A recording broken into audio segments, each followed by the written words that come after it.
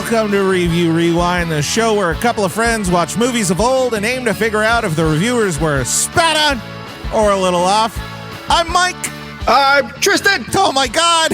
This week we're talking about All My Friends Suicide Squad from 2016. Not beautiful. Not the Suicide Squad, but Suicide Squad. Yeah. There's a difference. There's a the. Speaking of what's your the bright spot? The bright spot. So it's kind of a bright spot in a roundabout way. I was called in to babysit my nephew for a little bit yesterday because he's been sick. So it's not him being sick is not my bright spot, but he's starting to feel better, and hanging out with him was a lot of fun. Just to I don't know, he's a cool kid, and he right now he says yeah every time. He doesn't say yeah anymore. He says yeah. Hey, you want some crackers? Yeah. That's wonderful. That's wonderful. How about you, Mike? I have a dark spot. On Saturday, I went to the ER because I nearly cut my finger off with a hedge trimmer. Always remember that when you're moving your hedge, bush, whatever it is you're cutting, that you turn it off. Because the hedge trimmer just keeps going. If you don't do that, it'll just keep going. And I had the hedge trimmer up cutting, and then I moved something, and as I moved it, the weight unbalanced, and it fell right on my finger, and nearly cut my finger off. I got 3 stitches. It was the most gruesome injury I've ever gotten. So now my finger's all bandaged up and stuff. It's awful. You texted me on Saturday, and I was really confused, and I was like, I don't know if I should be concerned or not, because I got the text that said I got my finger caught in the hedge trimmer, and I was like, okay, but you're texting me, so does that mean you're okay, or does that mean you're at the ER? I don't know what this means. And so, wasn't sure how to interpret that until you said, I'm at the ER. And it's like, okay, this is a serious thing then. I was so annoyed with myself from the get-go. I was very calm when it happened. It happened. I think I said, ow. I think I said something out loud. But then I turned around, and apparently Ray was looking out the window, and she was like, Dad's bleeding. Oh, gosh. And I calmly walked to the front door, and I was like, Krista, I need your help. And then I closed the door, and I walked back out. I went to the hose and cleaned it out a little bit. And then she had a roll of paper towels. So I wrapped it, put pressure on it. And she's like, do you want me to take you to the ER? And I'm like, yeah, I don't think I can drive. Yikes. So yeah, when you're using machinery that is used for cutting or anything like that, honestly, any machinery, if you're just moving or something, turn it off. Turn it off. Don't risk it. Anyway, speaking of risk,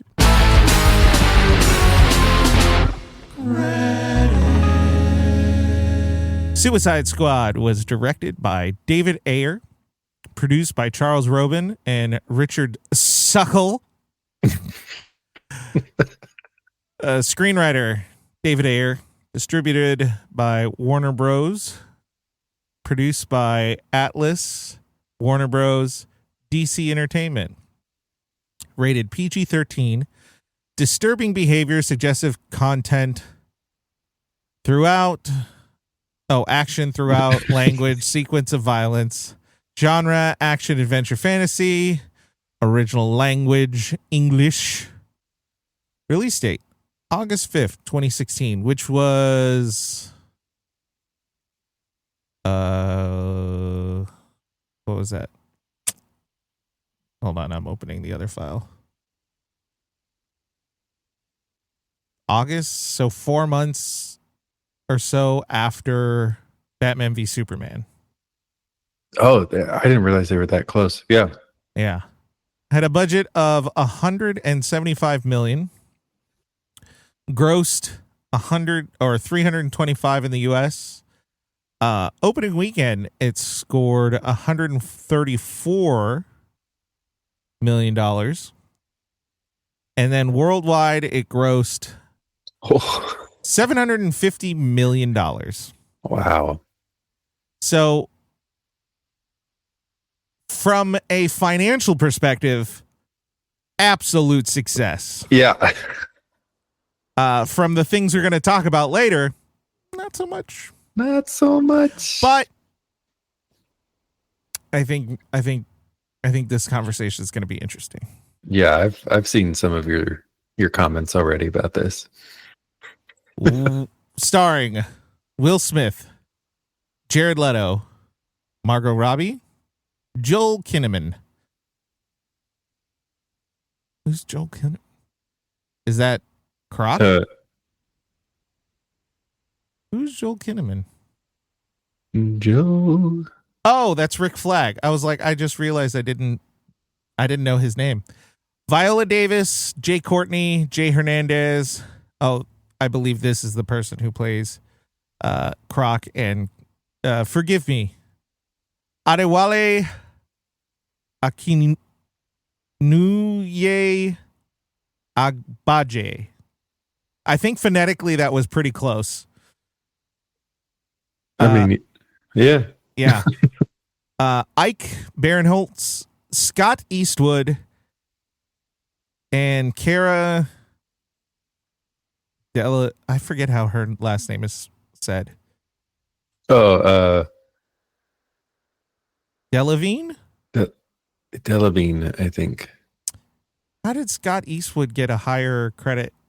Well, I'm confused what your credit is, like where you pulled yours from, because on this I'm looking at IMDb and this is the in credit order, right? Which is a very different order than what you just read. Right. I always get it from Wikipedia because I don't really have a good reason. And then Jared Leto's in this. Don't forget about Jared Leto. Yeah. Because I don't think this is... I think this is in order of like top cast and then just when they're in the movie. Yeah, I think that's top. I think on IMDb it must be... And they do this sometimes in credits, like the order of appearance. Uh-huh. And I'm thinking that the IMDb, which is based off of the credits from the movie, is order of when they appeared, right? Not top billing. Right. Because some guy that was the t-shirt vendor is number 5. So yeah, that'll be weird. Oh, and then this is even in a different order than the main page of IMDb. Because if you go into IMDb, it has top cast, which has Will Smith, Jared Leto, Margot Robbie, Viola Davis, and then it looks like it is kind of in that in order of scene in the movie.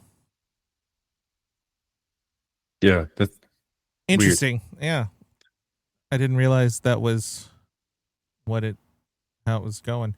Yeah, I got mine from IMDb, or no, from Wikipedia.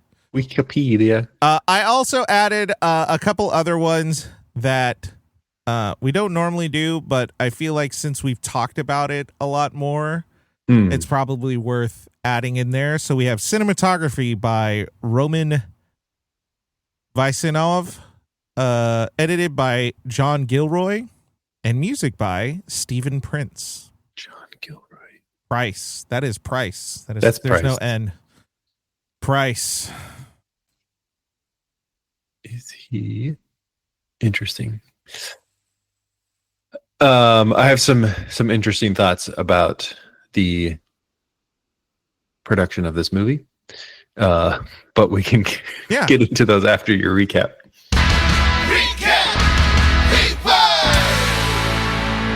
Now we transition to Recap Rewind, where we rewind and recap the movie. Dear audience, I am inebriated, and I was recently in the ER. With that said, let's talk about Suicide Squad. I'm conflicted. So, we start the film with Amanda Waller, a murky government director who is weary due to Superman and wants to make a task force she can control. So, she has targeted the most talented and metahuman criminals available. She is after the following: Deadshot, played by Will Smith, a heartless assassin who actually has a heart of gold for his daughter. Harley Quinn, the insane girlfriend of the Joker. Why she's on the list is still a mystery, but by how the camera looks at her, she's hot and worth looking at. Margot Robbie is very beautiful, and she nails the character. Sorry, I'm inebriated and my finger hurts because I almost cut it off. Killer Croc, a man fully shaped like a man but is apparently a crocodile. Captain Boomerang, neither a captain nor a boomerang, but fully Australian. Diablo, a thoroughly underrated character and fully developed in stereotypes. I think he's Mexican, but he also has number codes for like 3 other Latin American gangs. Very ambiguous. Don't forget Slipknot, who dies so quick. This group is led by Rick Flag, a Southern dandy who leads the group with a level of unearned righteousness not seen since Superman. This is going to be shorter than you think because this plot is very easy. Oh, one more person, Enchantress, hosted by June Moon's Body, is a witch who is 6,000 plus years old, who was trapped in a toy statue and released foolishly by an archaeologist, June Moon, who just broke an artifact like a fucking idiot. Amanda Waller, performed by Viola Davis, who is perfect, uses Enchantress as a tool to get her Task Force X approved by the government. This thing is so hard to type with a nearly cut off index finger. Context clues, you should be able to figure out what happened. Anyway, Enchantress gets away and is able to free her unguarded brother, who is essentially frees her and necessitates the activation of Task Force X. The team is to retrieve... What? Oh, the team is retrieved and sent to Midway City, where Enchantress is building a world-ending weapon. TFX, Task Force X, TFX, job is to extract an asset in the middle of the hullabaloo. The bad guys plot to escape, but Rick Flag quickly makes an example of Slipknot by blowing his head off, so everyone stands in line. But as time goes on, Rick continues to lie for Waller, causing a moral dilemma for him, and he questions for everyone else. Meanwhile, Joker is planning to free Harley Quinn. We find out quickly that Enchantress can make zombies, and they fight them. Deadshot proves he's more than just an assassin, and Harley saves Flag. Side note, I used to think the cartoons were dumb when they made the drunk character hiccup, but then I started to hiccup when I drank too much, and I realized I'm a cartoon character. I regret this later. I'm just reading the words on the paper, man.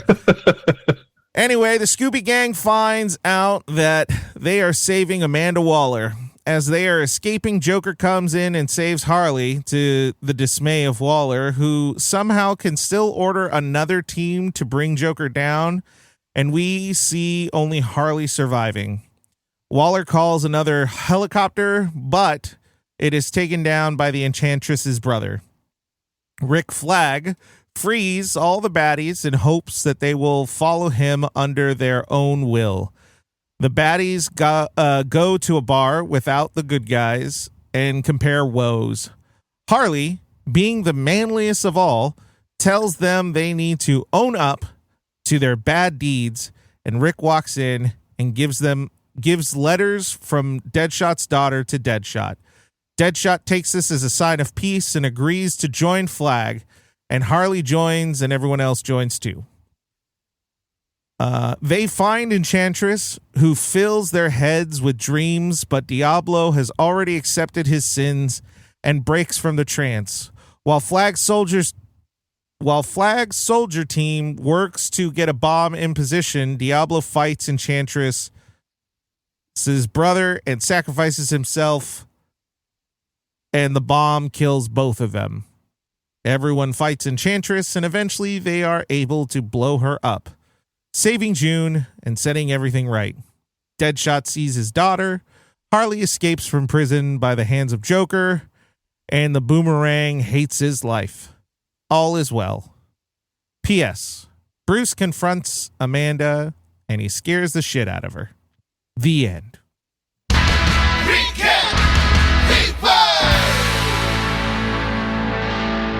I appreciate that you just say Bruce with no context of it's Bruce Wayne. If you're not following by now, then I forgot how much Batman was in this movie. Yeah. Like, he's in it way more than I remember. Yeah. And I watched the extended cut. There's 12 additional minutes. I don't know what those additional minutes were, but I think it was slightly more Batman. Okay. Interesting. I don't know if I did. I don't think I did. So what? I couldn't tell you what was different about it. Well, let me ask you this. So long since I watched the original one, because I can compare notes. Mm-hmm.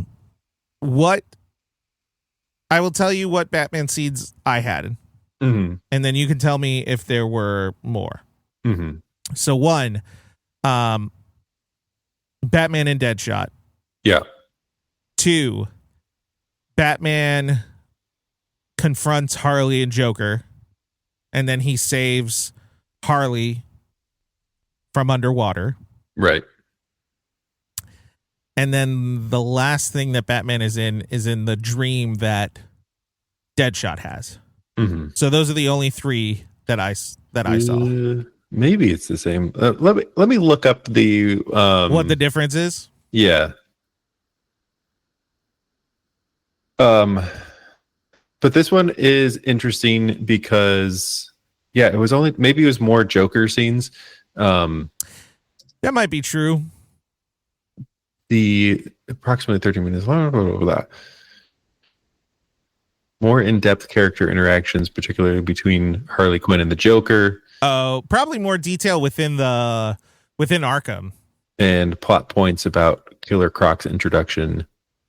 And the squad's escape plan. Okay, so there's like just some additional things, but not anything that is super important.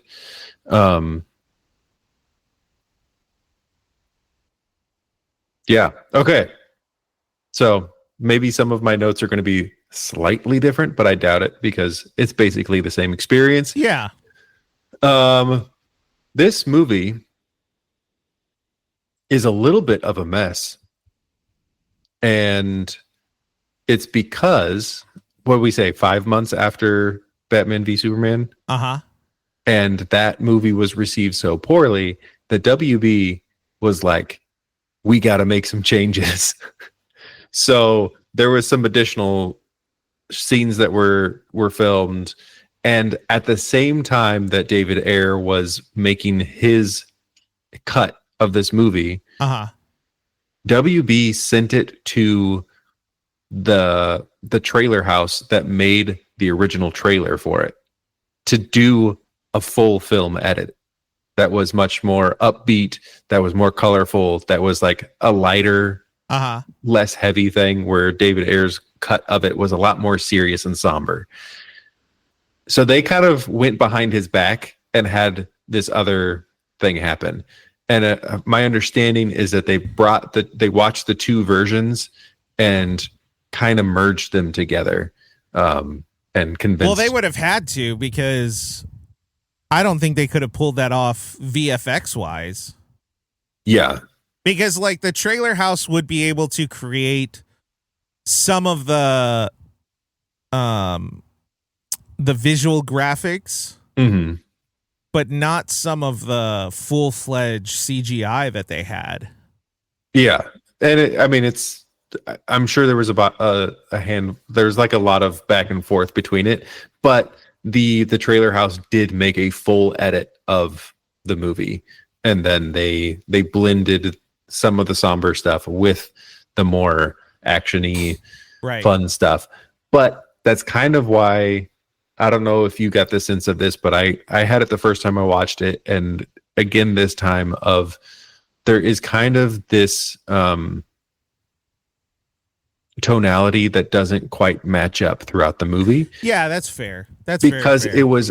it was edited by, at least part of it was edited by a company that only makes trailers. Right. And there's a very specific way to make trailers, and that's not how you make feature-length films. Right. I was about to go on my rant about other things, but I'll hold off on a second. I think there are some really interesting parts to this. Like, I liked certain characters more this time than I did the first time around. But it's just an interesting movie. The first time I watched this movie, I walked away from it thinking I could take the existing cut of it and re-edit it and make a better version of this movie myself. So like there's something in there, but I don't think the way that it was the post-production was executed created the best version of this movie. And they did it because they were afraid of the audience's reception of Batman v Superman. So they shifted a lot of things last minute. Here's my controversial opinion. I don't think this is any worse than like Batman v Superman. If anything, I think it flows better. It's not trying to stuff so much into it. Yeah. Like, piece by piece, the story makes sense. Mm-hmm. It's a very simple story compared to what we've been watching. And I think that was the point, because there's so many diverse characters that you kind of need a simple story to let the characters stand out more, to give you moments with those characters. Now, does it have shortcomings? Absolutely. But like, honestly, I think as we have this conversation, are the shortcomings any more egregious than the shortcomings of Batman v Superman or Man of Steel even? Right. Like, this movie is edited wild. Yeah. I think it's edited better than Man of Steel. Story-wise. Are there like weird choices? Absolutely. Do I agree with all those choices? No. But like, from A to B to C to D, it flows 1,000 times better. Yeah, because there's not as much complexity to it, so that, like, there's less to pull apart. It's weird. It's weird because even though they brought in this third party to like edit it, it's still like David Ayer's contraption in a lot of ways. It still feels like him. It does feel like a very jovial version of him. He makes dark movies. Yeah. Like, he makes really dark movies. There's a movie he did with Keanu Reeves called Street Kings. And I really like that movie. I just can't watch it that often because it's like, there's no one good in it. So it's hard to watch because you're like, I know I'm supposed to root for this person because they're really struggling, but they're kind of a piece of shit. So like, I don't know if I actually want to root for them. Mm-hmm. And then it gets worse and worse and worse with every other character. This one, like, there were characters who had pieces in there. Mm-hmm. I think the editing kind of spoils, not in the way of like gives away, but makes rotten, spoils. Yeah. Some of the character development. Yeah. I don't think that the character development is like they didn't do it any services in the way that they made their it's cut. There. Mm-hmm. You can definitely see where it's at and that it's there. But it doesn't necessarily hold together. Mm.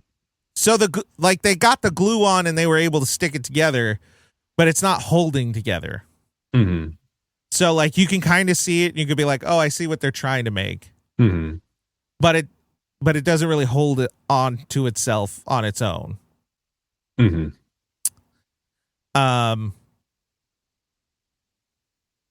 Yeah, because I think the more we're going to talk about this, the more I think,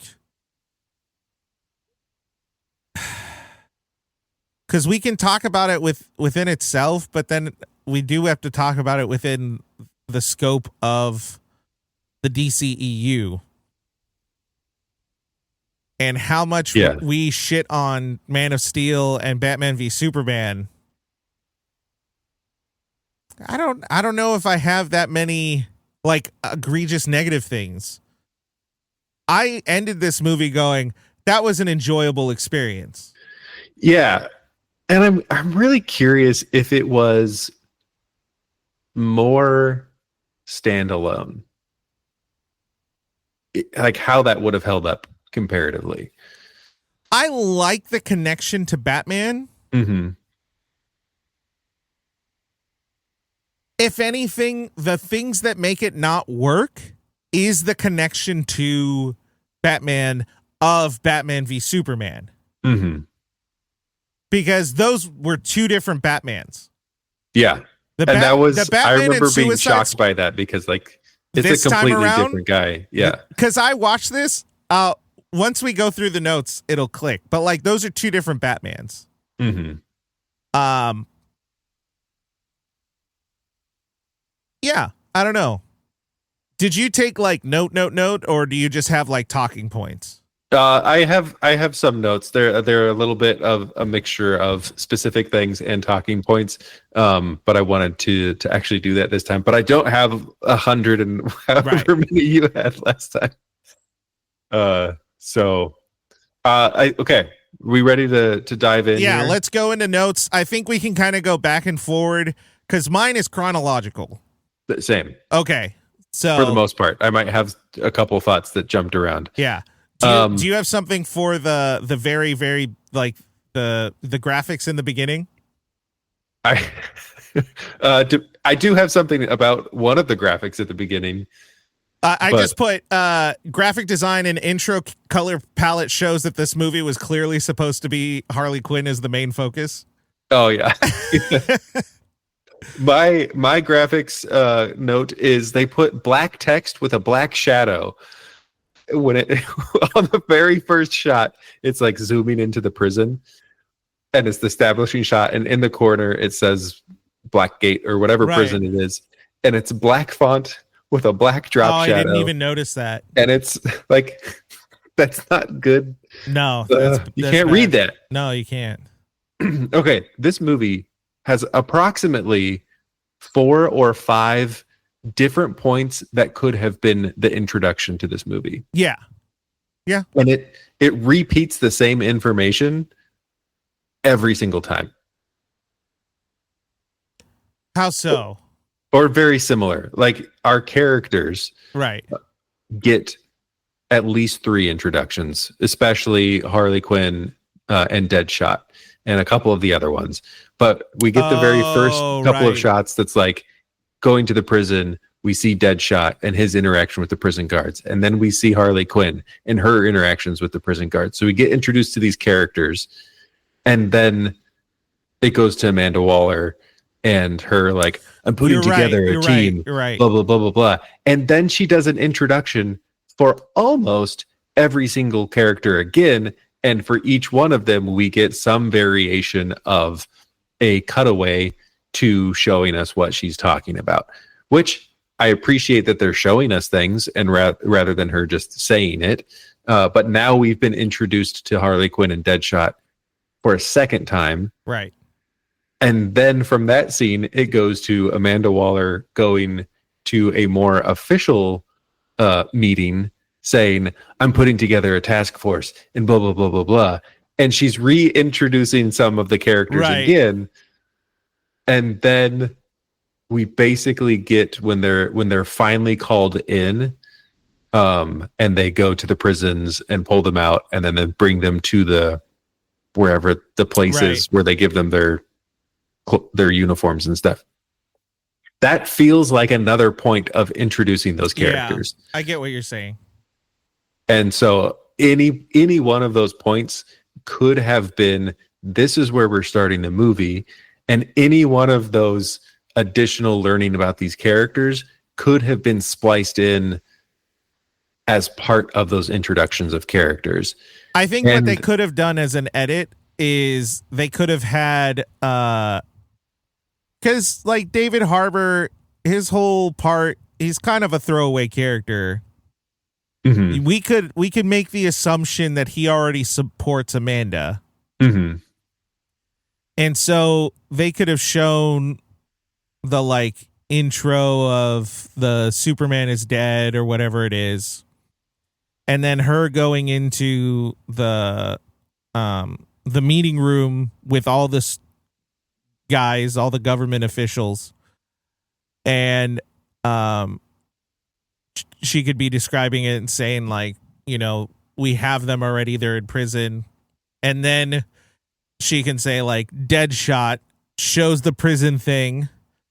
Then it jumps back and is like, why would we want Deadshot? Mm-hmm. And then show the assassination thing. Mm-hmm. And then jump back and kind of go back and forward that way. Yeah. Because you had like 12 people at that table who any one of them at any point could have been like, are we really going to have this person show them in prison?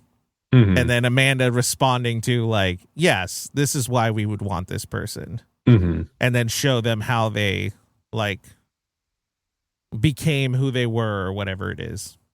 Yeah. Yeah. And like, how did they get arrested? Like how did that all play out? And like, it shows how she told Batman about where to get Deadshot. And then he's the one who did the thing, but like she was kind of manipulating this whole thing. And it shows that better if those were put together in the right order.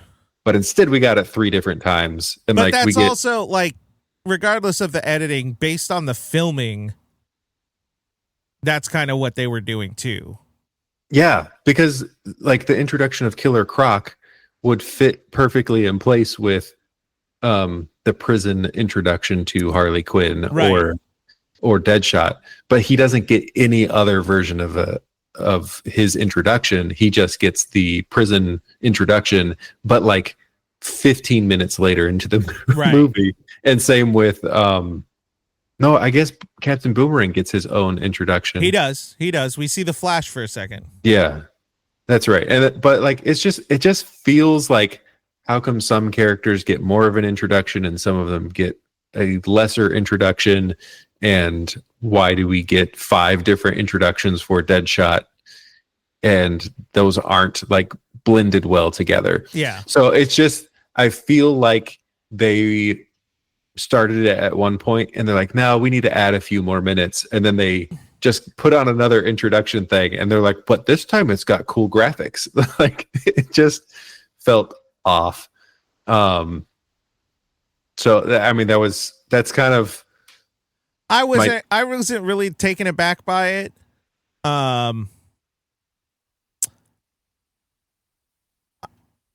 When did they do the Enchantress intro? They introduced her. Was that at the general's meeting, or was it at the dinner meeting? I think it was right before. I think it was at the dinner meeting, and it was right at the end. But then that scene went directly into the general's meeting. If they would have done Enchantress at the dinner meeting, I don't think it would have been like, or sorry, at the general's meeting. I think it could have flowed just fine. Because then you have a reason to give the intro. Yeah. Because you're going to show her. It's like, why explain it twice just right here? Yeah. Yeah. Another note that I had here is yet another movie that tells us how good Superman was without actually seeing how good Superman was. I have right before that I have a note. Viola Davis is absolutely perfect as Amanda Waller. Oh yeah. She's perfect. Then second, she says Superman shared our values, and I went, no, he didn't. You wouldn't know that. Whose values? Whose values? No, he didn't. Yes. So are you at the dinner meeting? Yeah, I've got some out of place thoughts here, but go ahead. I said Will Smith is a good actor. Solid right cross, but a good actor. And then as they're doing the dream, I wrote, Batman is good now? He's not just branding people. Right. I thought it was interesting during that conversation that they brought up the metahumans. And this conversation is not happening very long after the fall of Superman. Right. And so in that movie, we get this kind of like, oh, metahumans are a thing, as if it's the first time that anybody's hearing about it. And this movie's like, yeah, metahumans have been around forever. And it's kind of a weird, like, it's Snyder's fault. Yeah. Like I think I said it last time. He had no idea what the world was that they were building. And Batman v Superman was kind of like a shot in the dark. A stupid decision as far as picking plots to follow. Yeah. Because if you were going to build this whole meta-human world, you could have easily brought in one of the other Superman villains and bring in Wonder Woman, bring in Batman. Yeah. Without having this whole, like, did we talk about it in that? I think I did say it, but Batman was Lex Luthor. Yeah, you mentioned that. And so this Batman v Superman was essentially two Lex Luthor plots, one more unhinged than the other, but both of them not really making any sense at all. And now we jump into this world where apparently most of this was really normal. The Flash has been doing his thing for a while. Batman maybe isn't as violent as he had been described in Batman v Superman, because Deadshot like just got arrested, so that Batman was within the last and maybe they could say this is the Batman after Superman died. Yeah. It's like, but Amanda just said Superman died. What? What's the timeline? And I don't know if that's David Ayer's fault. Like, I don't think that's David Ayer's fault. I think David Ayer was just given something, and who did he have the screenwriting credit? Yeah. I think he was just, something was thrown onto his lap and he had to go, yeah, this is why.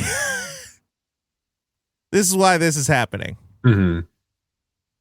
And it's a good explanation. The problem is that the context we're given with the two previous movies contradict that context.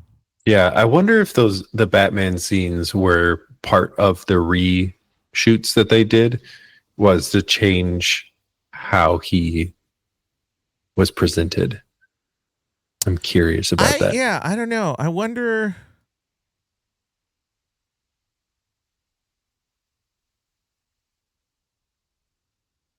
I wonder,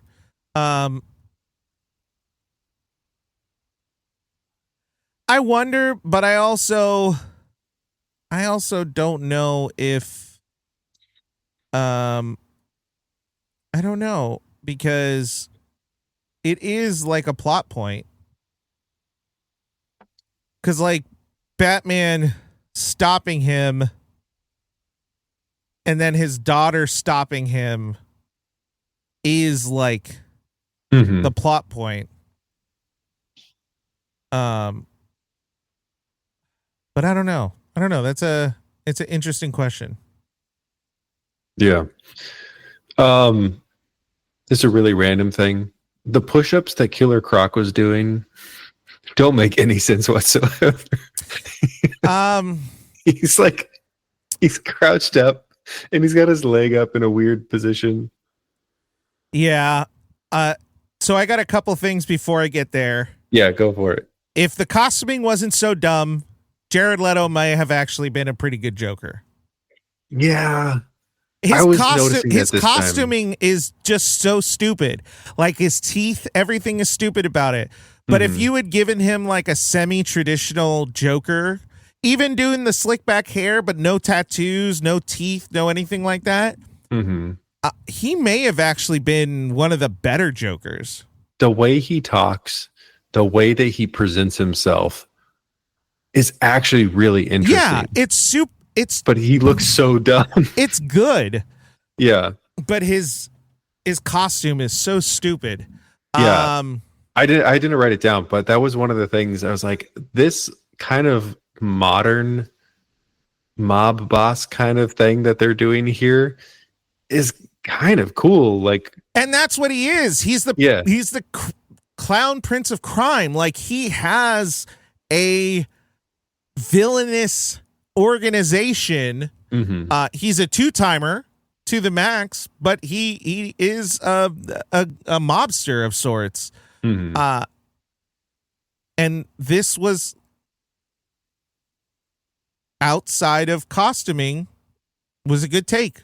Writing wise, everything was actually a good take. Then I wrote, because this is now talking about like explaining Harley Quinn, and I wrote, Batman is cool in this one.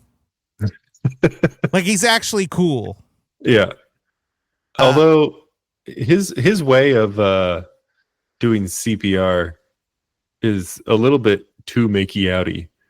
Well, he was just trying to like push the water out, and then Harley made out with him. If you look at, I know I was focusing way too much on his mouth, and I was like, that was not mouth to mouth resuscitation. That may not have been Ben Affleck, judging by the angle. It's true. That underwater scene, how'd they do it?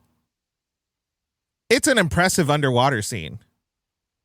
Oh, yeah. Because she's under for a while. And she gets mad. He punches her, and the punch looks good. The blood is probably CGI, but like there's a lot happening, and it looks good. Like, there's a lot of stuff in this movie that's actually like, good job. Well done. And then some other stuff you're like, oh. Yeah. Boomerang was fun. Diablo had so much potential, and now I'm here. Killer Croc had potential too, but they needed to make him bigger. He's just a dude. He didn't feel like he looked interesting, but like he just looked like a dude who had weird skin, which is kind of the like way back when kind of comic book accurate. Yeah. But I think now with so much iterations, it just doesn't work. Mm-hmm. I think the idea of him, how he spoke, all of that works. His general look and size just doesn't. I don't think it plays. Yeah, it felt a little off with all of that. Like, I'm very familiar with the like the older comics, maybe from the 90s, where he like still has the shape of a man, but his face is very reptilian. That's like what I always picture him as. And this was like, he doesn't look scary enough. Well, and like they didn't do anything consistent. So like in one photo, he's next to Slipknot and he looks really tall. Mm-hmm. But then when they show like the whole group photos, unless this is done, this might be photoshopped, but like he's the same height as Harley. Mm. And the reality is Will Smith's like 6'2", Mm-hmm. something like that. He needs to be taller. Yeah, he should be like, I mean, I think in this, I thought the guy did well acting wise. I just think it's bad casting. yeah, or like not doing enough to make him look bigger. Well, and that was the hard part because like, again, nothing against him, but even his body, like when he wasn't wearing a shirt and stuff, he just kind of looked like a dude Mm-hmm. with like makeup on. He didn't seem particularly buff. He didn't seem anything like that. And I just feel like with some of the iterations that we've seen, he probably should have been like much bigger. Mm-hmm. Oh yeah, here's the picture of them all standing next to each other. Yeah, he looks small. Yeah, he looks super small. And I feel like that's a misstep in the whole scope of it. Mm-hmm. I also had this note. I don't remember if it happened. Maybe it happened right after the introduction of Killer Croc is when we finally get the introduction of Enchantress. Yes. Why June crack open statue? Why did she open it like an Easter chocolate? Yeah, like she's an archaeologist. Yeah, that was except for Indiana Jones. Archaeologists, their job is to not break things. Yeah. Let's see. Do I have that? I don't know if I wrote anything like that. Oh, I didn't. I don't think I made a note of that, but I thought that in that the simple fix, and they tried to do it, they just didn't do it enough. Hmm. And what it should have been is the Enchantress whispering in her ear, going, "June, free me. Yeah. Let me out. Yeah. Free me." Like, make it intense. This is a thing that kind of what I was reading about the original Ayer cut of this was that he was going to focus more on the Enchantress and June story that I feel like got dropped off of this version of it. And that was, I think, my biggest problem with the conflict of this movie is I don't think we get enough of why Enchantress and her brother are the villains. They say it once, but that's not enough to build the entire story around it. And I think I even wrote somewhere in here of like, this movie would have been really, really good if it had an actual villain. Yeah. It didn't, it didn't feel like there was anybody that we're really rooting for. Like, this movie tried to do it. second one did a better job of it, of like, hey, these are villains, but we somehow start rooting for them. Right. Well, yeah. And this one, we don't really ever come around to anybody, and it's like, okay, the bad guy in this one is brought on by Amanda Weller. Like, it wouldn't have been a problem if she didn't do what she did. Like, I don't. Well, I disagree with that, and simply because the note I have here is Amanda Waller is a monster and she's perfect. Amanda Waller should have been the villain. In that Enchantress gets out and Waller is just working desperately to cover her tracks to the point where she's going to threaten to kill all of them, or she's planning to kill all of them anyway. Like, we need to hate Amanda Waller. Yeah. And then at the end of it, she would have essentially gotten away with it because they're all criminals. And it would have been like one of those endings, which it kind of was, but one of those endings where, like, technically your protagonist wins, but also the antagonist wins. Yeah. Again, this is like a perfect setup for that kind of ending.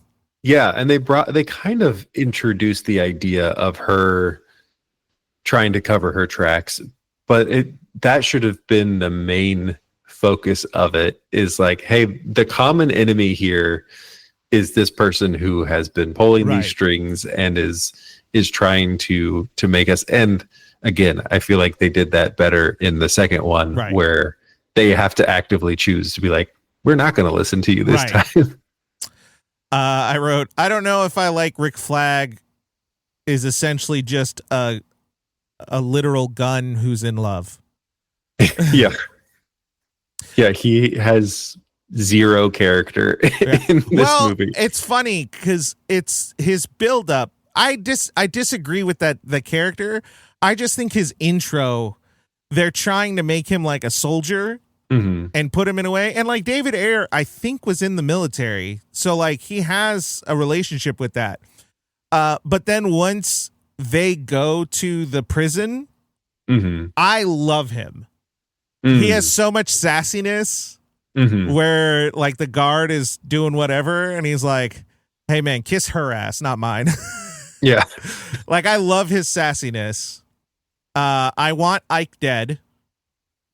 He's the worst. He is such an awful person. He should be the one that everyone is rooting to like die. Yeah, and he's like in there, and I think we're be like, oh, he's so funny, but like, no, he's the worst. I think you're supposed to think he's the worst. I do think that. I don't think we're supposed to think he's funny. I mean, I think to funny, some extent, funny and like haha funny. Right. I think you should be like, oh, this guy sucks. Yeah. Oh man, this guy's awful. He's so bad. And then I wrote a second note. Diablo has so much potential. That was also an interesting thing of when they introduced, or when they went to like retrieve him and say, hey, we want you to be on this team.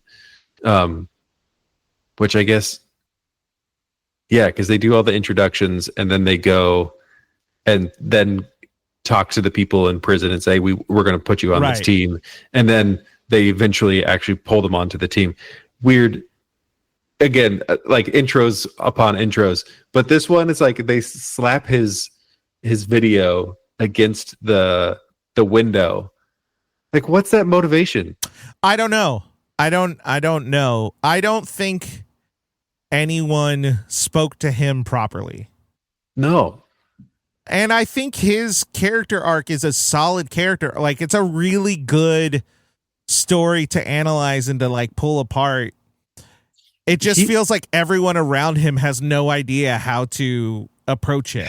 Yeah, his story should have been, I think, the focus of like a bad guy who wants to redeem himself. Yeah, absolutely.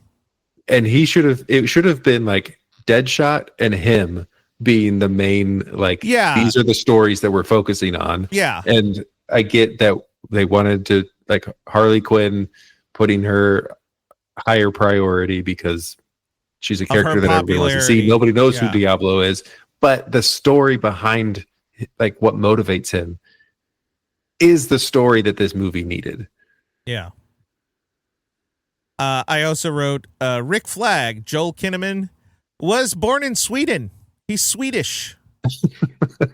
The more he spoke, the more I was like, where the hell is this person from? He had like a Louisiana accent, and then he had like an Alabama accent, and then he had like a Kentucky accent. I'm like, I got nothing for you, buddy. Just kind of... You're from the South. Drifting all over the place. I just don't know what part of the South. He is Swedish. Yeah, and then I heard an interview with him, and I'm like, oh, he is very Swedish. Very Swedish. I didn't fully get on board with why Enchantress and how she freed her brother, and then the timeline that then follows when that happens. And there's a couple of scenes that happen in this section of the movie that the timeline doesn't make sense. That's beyond just them. But so it's 3 days. What? It's 3 days. It's 3 days. Yeah. Like total days? So from when we start to when we finish? From when she escapes to when Task Force X hits the city. Okay. It is 3 days. Okay. So that's where some of the editing is very rough, because all the prison stuff, all the backstory, all of that was prior by months, weeks, days, whatever. Mm-hmm. She has that meeting where Enchantress gets the book. Mm-hmm. Who knows how many days happened after that? And then Enchantress awakens herself when June is asleep, mm-hmm. and retrieves her brother. Mm-hmm.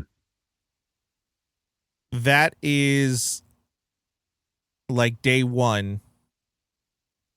And then it probably takes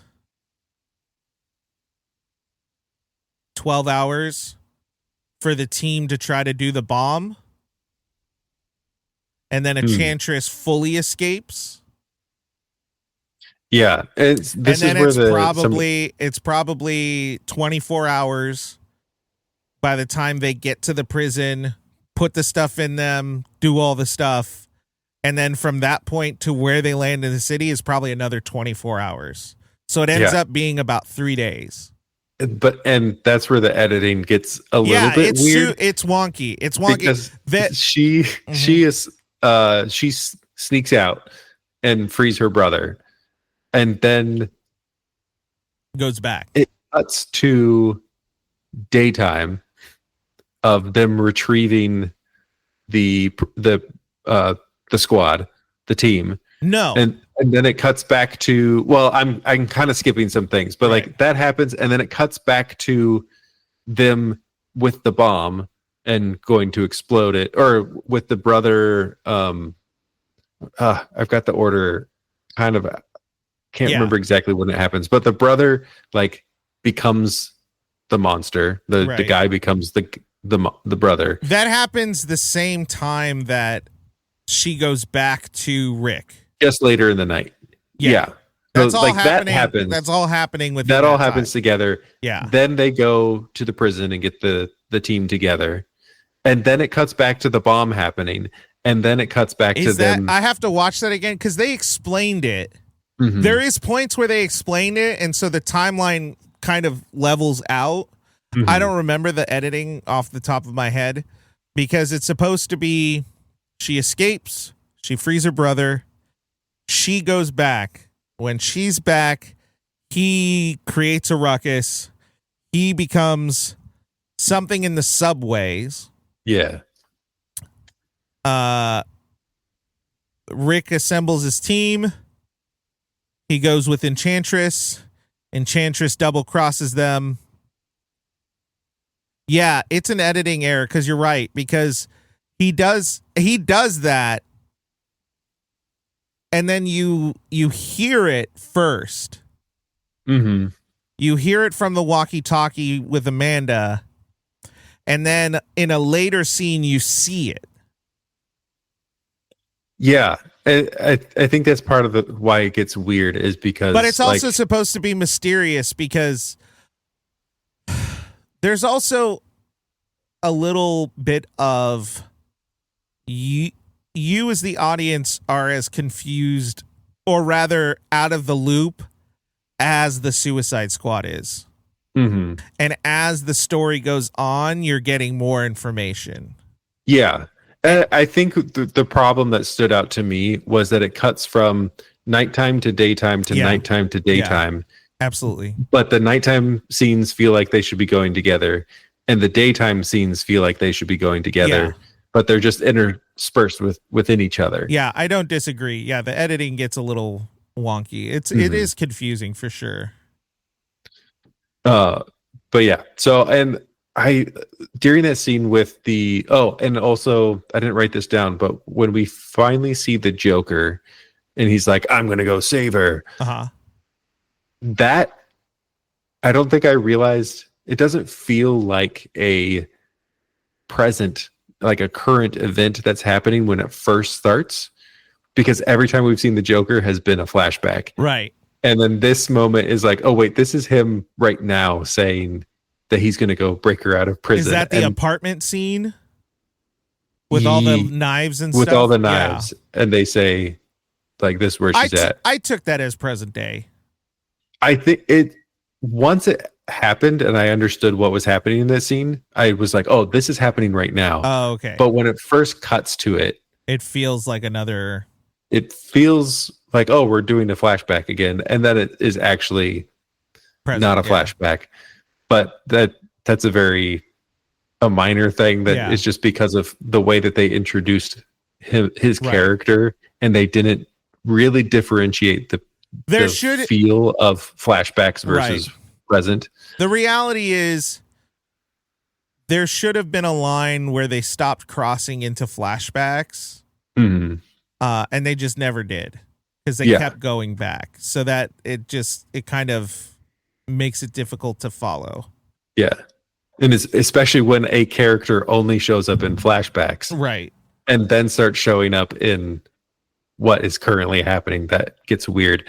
What I was going to say before is the Enchantress and her brother, like they were seen as gods in their time. Right. And then something happened and the people turned against them and trapped them in this thing.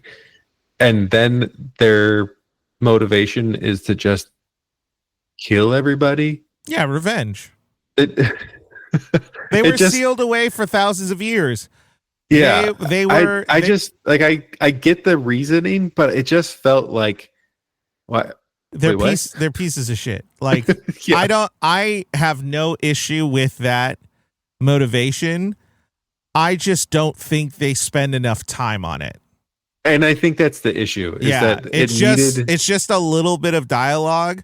What they should have done, since they were so damn hooked on flashbacks, is they should have shown them ruling and then getting trapped, and showing, like, they should have shown her as like she trusted them and they betrayed her. Yeah. Because then you would have been like, oh yeah, she's super mad. I get it. And that was my thought as well. If they like, it's one of those moments where they tell us something rather than show us something, but that we don't actually get to see their real anger. We're just told we're angry, and it's like, but why are you angry? Right. I did write, the soundtrack is pretty darn good. This is an interesting thing. I wrote about the music on here, and it felt interesting to me, and this maybe because of the trailer house being part of the editing. They were trying to be very Guardians of the Galaxy with the type of music that they were using. And I watched a video about this a while ago that had a very insightful commentary on this. Of it chose music that not to fit what was actually happening in the scene and like happening in the story. They just chose music that had a line that matched the things that were happening. So interesting. Is this jumping forward a little bit? But when Harley is in the elevator, there's a song that's playing, and it feels like they just chose that song because it says "Swing, batter, batter, swing." Oh. And it's like this song doesn't really they could have picked anything song, else other than that. I do think the songs prior to that had moments. And the element to me that felt very influenced by the trailer, like that kind of music choice, is I think influenced by the trailer house. I think also it feels like so much music. It is a lot right at the beginning. It is, yeah. It's like every scene has its own. Every person has their own song. Every person has their own song, and it's not a theme. It's not like a composer wrote something for them. It's just like, hey, here's a pop song for this person, and here's a pop song for this person, and it just every moment. I think it could be argued for Harley because they did re-record it for this. That's true. And it worked for her. I'm blanking on. I feel like when the scenes changed, they worked, but when they were supposed to be just like specific characters, it was like, okay. Yeah. It felt like a lot. It was a lot, especially in the beginning. And then it kind of chilled out. Yeah. But I did like the songs. They are good songs. When Joker has the guard in the casino and he puts his hand out and the guard kisses the ring and Joker pauses and then he jumps on him and he goes, "I can tell you meant that." I laughed out loud. That made me laugh so hard. And that was actually when it clicked of he's a good Joker. Yeah. That is a fantastic Joker line. That is exactly what you would expect. Just a bombardment of intimidation and then just ripping down all semblance of seriousness. Yeah. And that line got me because he was just like so quiet, kiss the ring. Like he didn't know what to do. The guy didn't know what to do. And then he just jumps on his lap. He was like, "I could tell you meant that." Yeah. That's the thing is I think we give Jared Leto, like, sometimes he deserves the credit of like, he does a good job, but he also does there's a lot of issues there, but like when you take everything else away from like the way that character looks and all of that, like he did such a good job with the persona of the character. Right. One of the things I mark, and just kind of like an idea of why was Enchantress's brothers like just on a shelf? Yeah. This movie, that whole plot line would have been 1,000% destroyed if they would have been like, "Oh, this one held a witch. Maybe the other one holds a witch. Let's put it in a super secure thing."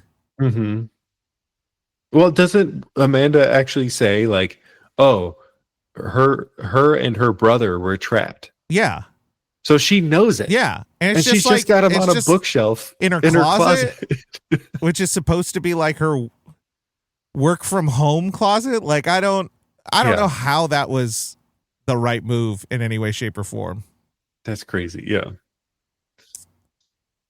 I wrote this for when they're retrieving each villain, and I wrote, this is a very ineffective guard system. There were at least 4 guards who died retrieving. Yeah. This is when they finally bring all of them to the yard. And Slipknot is introduced. Like, he's so unimportant that he gets that's Slipknot. Yeah. That's it. I'm about to get there. So let's, Yeah. I wrote, some of these stereotypes are a little heavy. I wrote the CGI is rough. Yeah, I had that note as well. But I don't remember what it was, but there was just some aspects that was like, they could have done better. I wrote, because this was when the brother was doing his stuff. Oh, no. This was when Huntress, whoever decided to make Huntress fully CGI when she's just wearing a bikini is crazy. That's a crazy choice because it never looks good. Not at all. And that's, I don't want to word this in a way that makes me seem like I'm objectifying her, but I don't know how like makeup couldn't have done the job. She's a perfectly like a normal bodied person. Like I don't know what the choice was. And if it was like, with all the magic powers and its stuff, and it's like, dude, her face was CGI and she still had floating head. Yeah. It was so uncanny. Like it was bad. And you're talking about once she gets her heart back, right? And like, when she's empowered by her brother. Oh yeah. And then the brother's rough. Yeah, it's not great. Her in like her dark form is pretty cool, like with the shadows and like all of that. I think it's applied CGI. I don't think they CGI her. I think it's costume, and then they just add darkness in post. Yeah, but then it's when she changes when it's just crazy, like all because CG. she's just more normal. She's just more. She looks more like herself at that point. What's her name? Cara Delevingne. Yeah. She just is her. It with like a headpiece and like whatever, and it's like if they're trying to tell me they couldn't make an out, because arguably the chest piece is like just like 2 diamonds. There's no connective thing there, and that I don't even remember what the rest of her outfit looked like other than the headpiece. And I'm like, if you have spent this much money and you can't make a headpiece and like a functional, formidable outfit for her, what are we doing? Yeah. Because you spent way more on CGI. And the idea that they couldn't connect the dots with the outside CGI and her body goes against some of the other CGI in the movie. Right. Because some of the other CGI they did fine. Diablo's flames looked fine. They interacted with his body, and he was never CGI until he became his like avatar. That was such a dumb move. And the way she dances and stuff, it's like it probably would have looked fine if it was her body, but it wasn't. But for whatever reason, the CGI makes the movement look so weird. Not even unnatural, just weird. I did write. So this is when that is happening, when the big attack is starting to happen. And I write, so they can evacuate cities in this universe.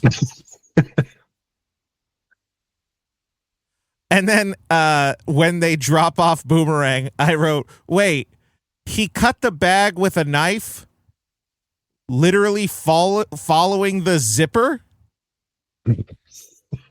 So he's in like a big duffel bag. Rick Flag cuts it open with a knife, somehow misses Boomerang the whole time, but he's cutting aligned with the zipper. He could have easily just unzipped it. Unzipped it. And if they were trying to say that he would have wasted more time trying to get the zipper and stuff, the knife got caught.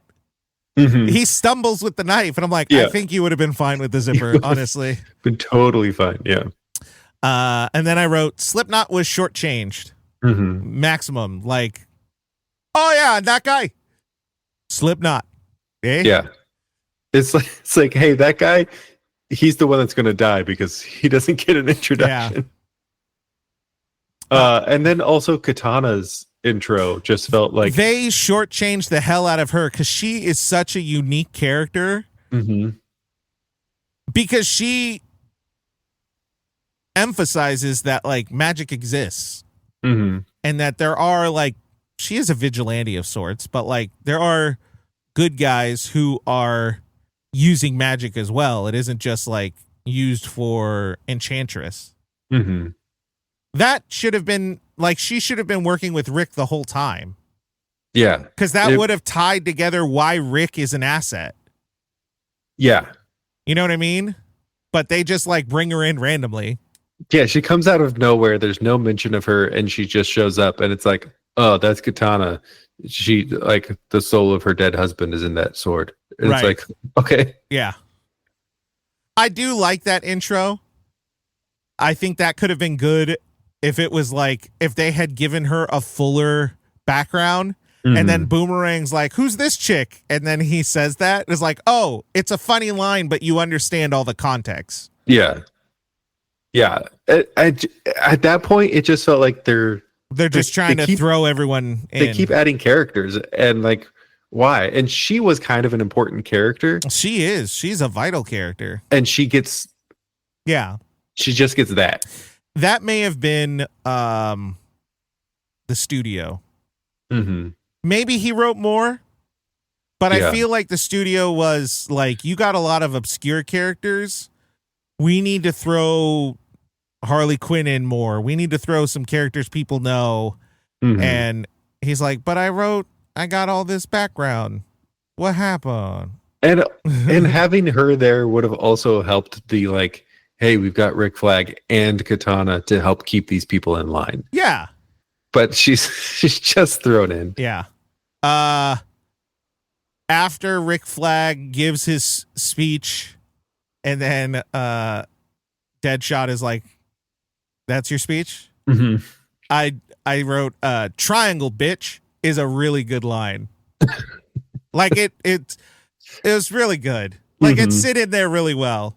I also wrote, Harley Quinn's outfit is rough. It is rough. Yeah. I wrote, this is still in this little bit. And I wrote, you know what? The dialogue is pretty good. Mm. The dialogue's pretty good. Mm-hmm. Here's what I'll say. Of the three movies, this has the best dialogue. Yeah. I would agree with that. The people's interactions make sense. They're like, what they're saying is like, oh yeah, totally. Mm-hmm. Oh, that's great. Whatever, you know? Yeah, of the three movies, this is the best dialogue. Mm-hmm. And then I wrote, 47 minutes and 10 seconds. They said the title. That's when he's like, so is this a Suicide Squad? Mm-hmm. And I'm still kind of in this area. I wrote, Deadshot's a bit of a punk, and I put an asterisk because I wanted to talk about this. One of my biggest issues with Deadshot, because they don't really process it, is he's just playing a stereotypical like angry black man. Mm-hmm. And I don't like that. Mm. And it's not because like black men cannot be angry or are not allowed to be angry per se. But it feels as though this is a white person saying, this is what a criminal black person looks like. Mm. And it undercuts the character played by Will Smith. Like, you can have Will Smith, who is fully playing a character of someone who has had the black American experience, who can have mannerisms, idioms, all that stuff. But how he treats the world is very like dangerous person. Mm-hmm. Rather than the fact that, like, yeah, he is dangerous, but he is also like arguably one of the smartest people on the team. Mm-hmm. He understands all of these things, and he cares deeply for his daughter. And I just don't think they give him that opening. Yeah. Because you can tell he cares, but it's not one of those things where like all his actions reflect that. Right. It's, I don't even know how to say it, because I don't want to say he loves her in spite of himself, but he continues to do the thing. Mm-hmm. He doesn't find that medium. Mm-hmm. And I think he just needs that medium. Mm-hmm. Where, you know, he's not. Oh, I bring that up because I said he's a punk in that, like, someone says something to him and he's like, you threatening me? You threatening me? Like, this movie had a lot of that. Mm-hmm. And I don't know. I don't know if Deadshot would have gotten as far as he did just by like fighting every single person who's like, you threatening me? Yeah. You know what I mean? Like, it feels kind of out of character for the background of the character. Mm-hmm. I don't know. Yeah, it feels like he would have handled that in a much more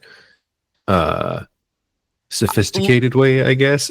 If they would have said, if he would have taken that and just would have maybe like had a way of storing it, Mm-hmm.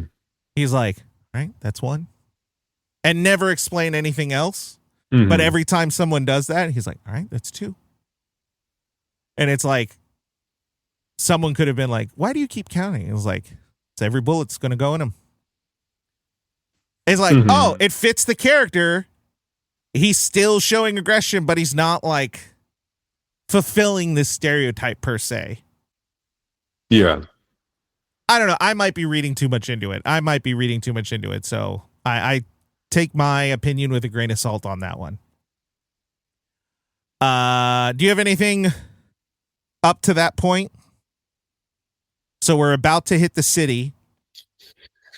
No, my next thought that I had written down was when they get to the city, which was, why did they get shot down? Who shot them down? And I guess it's later explained that there are these zombie creatures that can use weapons, but it just feels like they're shot down by a gun and not magic. I thought it was Joker. He just hadn't got to him. I thought that. Oh no, but it wouldn't have been him. Yeah, who shot him down? There's anti-aircraft artillery, and they get shot down. And then speaking of zombies, I wrote, how does Argus have all this data on these zombies? Like, they are well read on it, or at least Rick and Amanda are. Everyone else is in the dark, which, bad planning. That's bad leadership, Rick.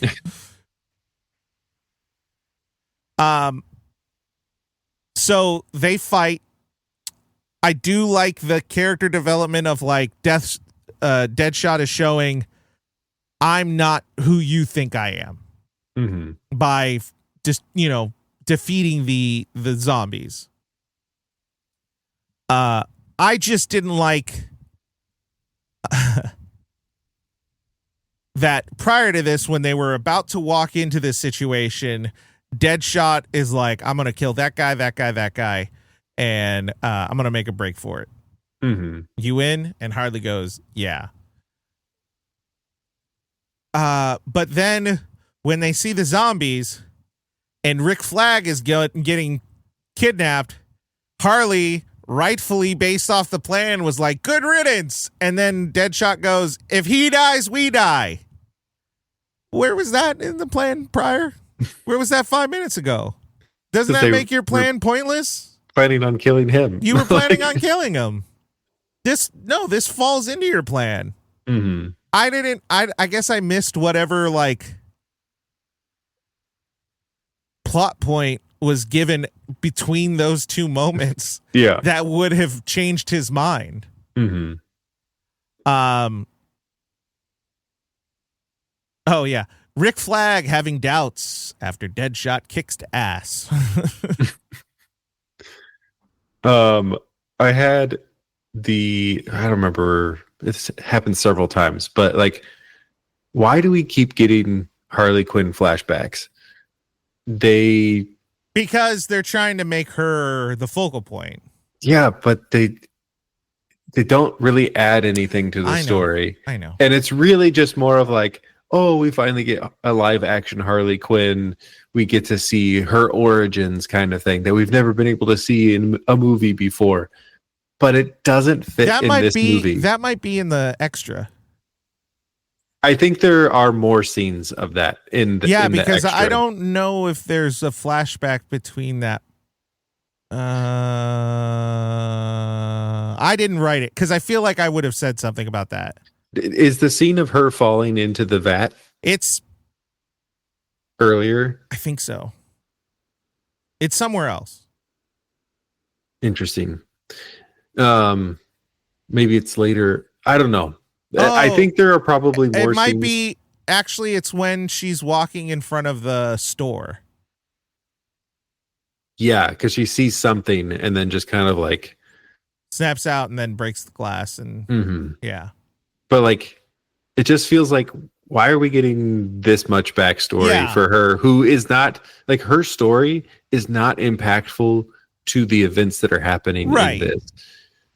It just feels very. I think it's literally the studio is like, we need more Harley and more Joker, and again, Joker, like, he could have been non-existent in this movie, and I don't think it would have taken away from it. Right. Well, yeah, there was a connection with it, but it goes to the end, but it doesn't necessarily impact the story too much. There's a connection of we need to, because who was it? I think it was Harley, but it was like, we don't get to have normal. And I think she's processing through it. I guess she's just having a trauma response, I guess is what you could say, but that's what the flashback is. It doesn't work necessarily, but I did write Rick Flag is the bad guy because he has to keep lying for Waller. And that's his moral dilemma, is the more he lies for Waller, the more he realizes like he's not even doing his job. He's doing something for Waller. Yeah. And then this is about Enchantress. Why does she have to kiss them to make them the human pimple? Because obviously. And then when Harley breaks the glass and like grabs the thing, I wrote the camera gaze on Harley. Yeah, it's bad. It is bad. I also had another note about the pimple people. What are these things? They are both easy to kill and super strong. And I don't understand. And then I wrote, the zombies can shoot guns? It's like the putties from Mighty Morphin Power Rangers. You gotta hit them in the right spot. You gotta find the button that makes them explode. If you don't stand for nothing, you ain't about nothing, is a rich line coming from Deadshot, who stands for nothing. I know he says later, he's like, I was trying to motivate you. But it was just like, it should have been, I guess I wrote it. It should have been Rick. Like, Rick should have been the one who did that. Because that was him talking to Diablo, right? Right, yeah. Yeah. We needed more Rick being a leader, not Deadshot. Deadshot needed to see Rick being a leader for him to be like, oh, we both have misconceptions of each other. Mm-hmm. And then it could have been great. So this is in the building, yeah. How'd they get upstairs before Harley got up the elevator? No clue. That zombie thing did not slow the elevator down. Nope, elevator was moving at the same speed. Yep. And she was halfway up before they even noticed her. Yeah, they wouldn't have. And Slipknot's dead. He could have gotten him up there that quick. Uh-huh. The fake teeth on Leto make him look so stupid. Mm-hmm. They also make him talk stupid a little bit. He had a little bit of like fake teeth talk. Mm-hmm. Oh, this is where we get the flashback from. I wrote it. This is when the flashback is for the. She has the flashback in the elevator. Oh, that's right. Okay. And then I wrote, Harley never actually says the oath. Nope. Joker says, repeat this oath after me. What is it? Surrender is freedom and freedom is power, something like that. And then she never says anything. And then he just pushes her. No, there's a little time, but like Yeah. she doesn't respond with it. She should have said it. Because then we have something to tie on to why she is the way she is. That's her philosophy. Yeah. Okay, here it is. It's careful. Do not say this oath thoughtlessly. Desire becomes surrender. Surrender becomes power. Pause. Do you want this? I do. That's not an oath. That's not how oaths works. Pauses. Say it. Pretty, please. That's not how that conversation's supposed to go. Yeah. His line is good. Mm-hmm. Desire, surrender is power. Because you surrender to your desires, you will become powerful. Like that's essentially what he's saying. And she doesn't realize he's just saying that to get rid of her. Mm-hmm.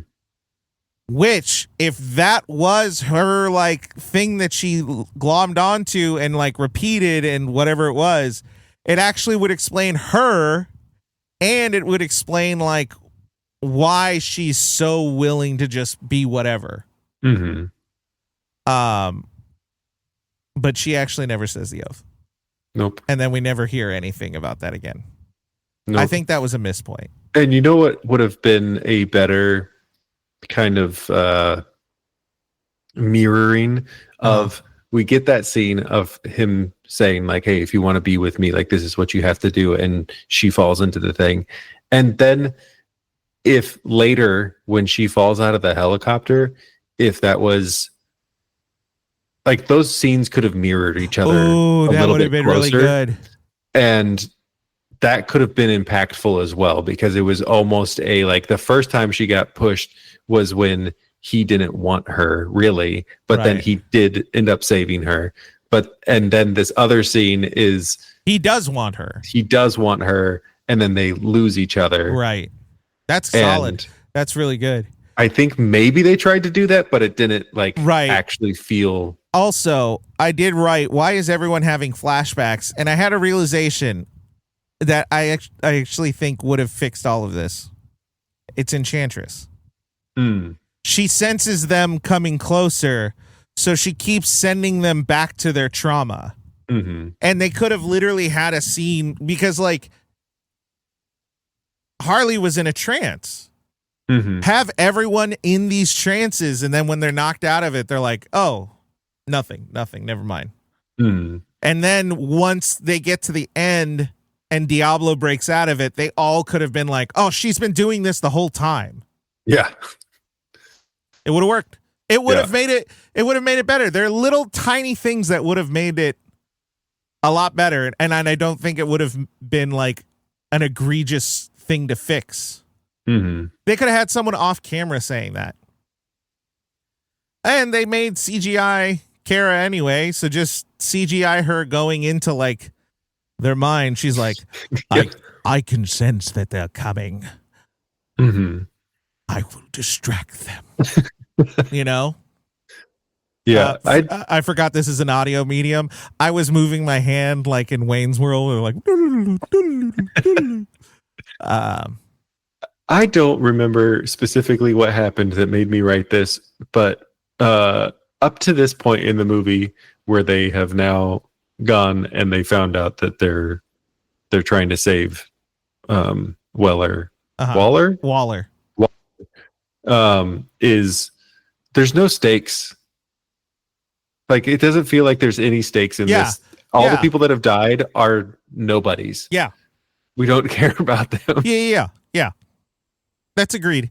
If they needed to connect, the fact that she can put, or Enchantress can put things into people's mind, this should have been something that everyone was struggling with. Mm-hmm. You know? But and how did everybody else in the city get turned into these creatures, but Waller is totally fine? It's like a super protected something or other. Oh, super protected. I guess she did have her room full of people who were not turned, that she then, and then she killed them, which is crazy. Mm-hmm. But I wrote Amanda Waller is awful in kind of the best way. And then I wrote, because this is kind of what you're saying, this movie needed an outside villain. Mm-hmm. Doesn't really have that. Mm-mm. When Deadshot misses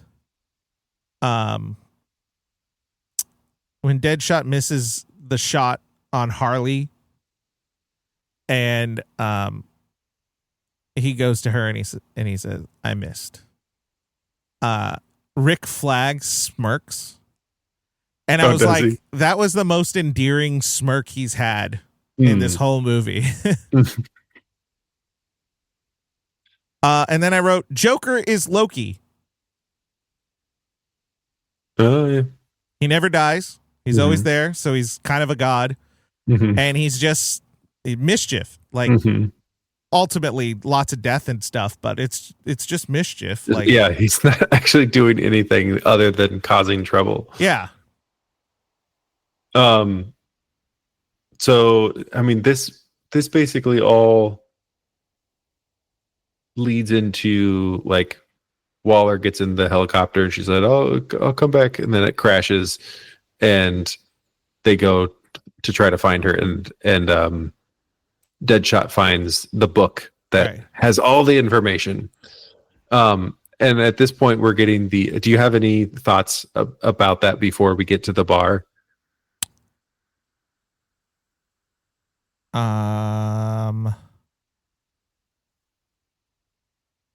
I wrote, I don't know why Katana is upset. They haven't developed that at all. Mm-mm. Like, she's upset at something, but I don't know what it is. She's having her own thing over there. Oh, and then so I wrote, the dialogue is still pretty good when they're like going to the bar and they're fighting and all of this. And then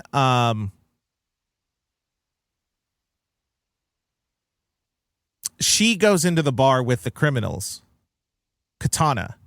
Mm-hmm. And I wrote, what's the catalyst for Katana taking the criminals lead? She just spent, in the beginning of the movie, our biggest introduction to her is she's like, fuck them criminals. And now she's like, all right. So whatever. Yeah. I'll have a drink with them. And I'm like, that's fine. Explain it. Yeah.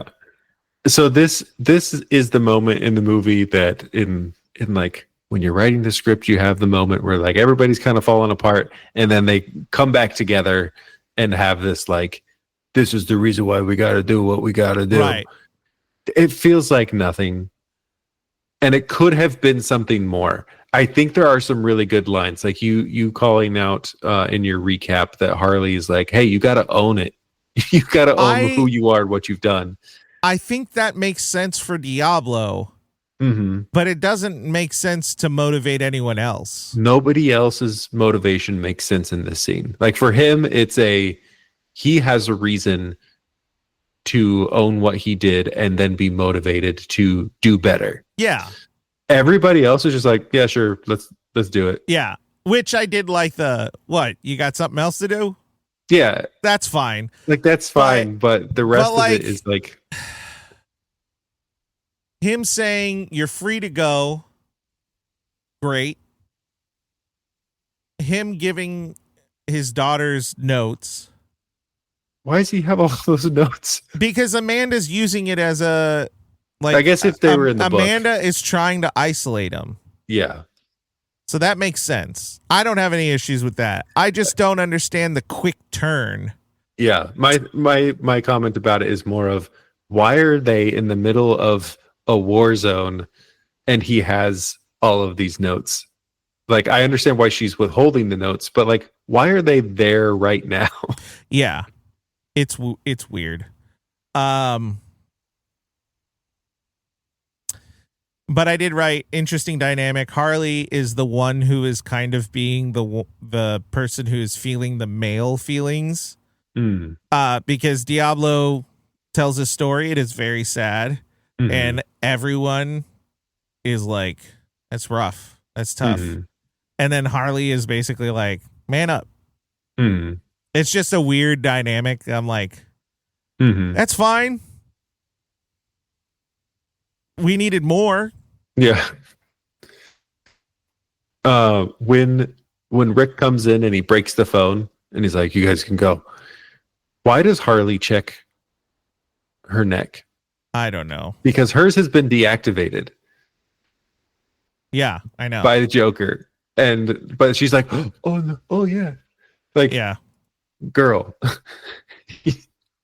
you could have left at any time. Yeah, I don't. Yeah, it's a weird dynamic.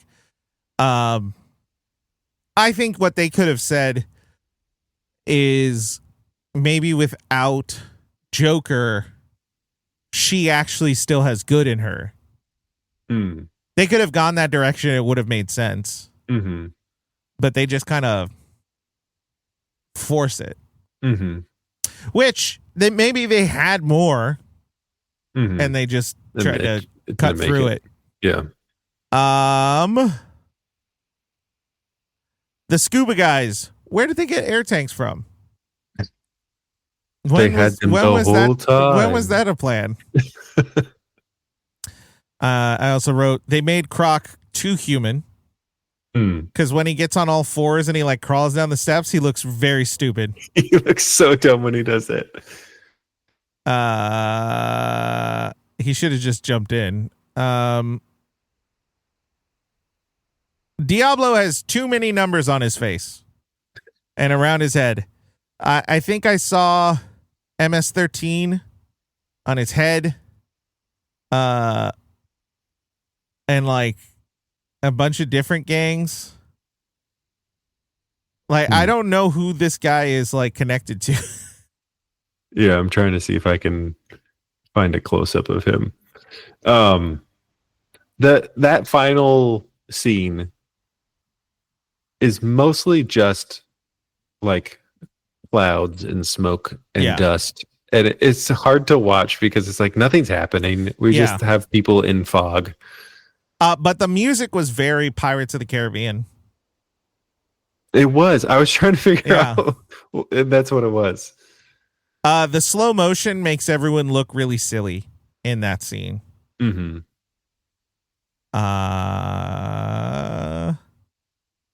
Even bad guys like happy endings because everyone was really happy that June survived. Mm-hmm. I wrote this. I don't know what I meant by it, but maybe it's a funny thing, but it's like, oh yeah, Deadshot really needs to know geometry. Like he has to. Yeah. And then I wrote, wait, is this a better DCEU movie than I remember? Because like when it ended, I was like, whatever, it was fun. Yeah, I think I think I didn't go into it as open as you did this time because I remember just being like having the feelings that I had about it. Like it's okay. Yeah, It's not great. it's not great, but it's not awful. Like Mhm. it's really not awful. It's fun. The characters are quirky. It doesn't always make sense, but it makes a hell of a lot more sense than the other. Like, I actually think watching the other DCEU movies first was to a detriment to those movies and really helpful for this movie because those are two movies that are so far up their own asses that they can't see how bad they are. And this movie really was like, hey, we're not going to be everyone's favorite. So we're just going to do some fun things in it. We're just going to have a little fun. We're just going to have a little fun. It really is a total shift from, and I think this might be the first one where they're like, what if we have more fun with it? Yeah. And it feels really different from the other ones. And I don't know, I think there's just this thing where like, I guess the prestige of the other ones and then going to this one, you're like, there's nothing happening. It's meh. But like, it's kind of better in some ways. This? Because like, yeah. Yeah. I mean, we gave Batman v Superman an F. So like, yeah. This is better than that. Yeah. But like, it's still within the DCEU that isn't good. Yeah. And I do think we have to look at it in scope of the context of when it was made, how it was made, the process.